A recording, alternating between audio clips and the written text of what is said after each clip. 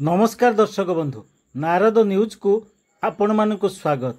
आज खबर शिरोनामा होउची बस्ता थाना अंचल रे गोरु गाड़ी जबत एवं 35 बाछुरी को नहीं गले स्थानीय अंचल लोके।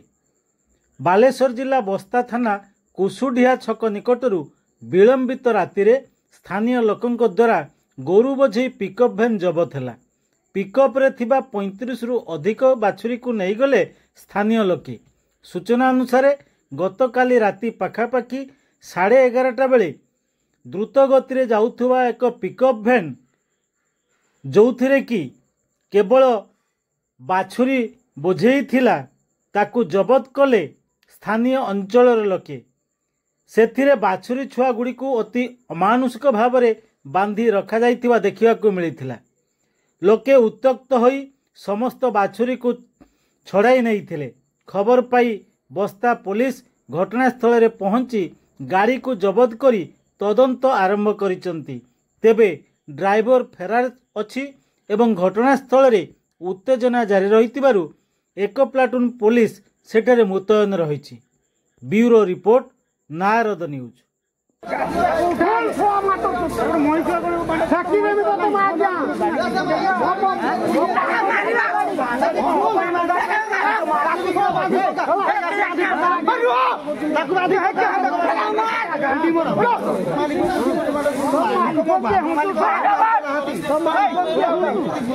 मालिक फोन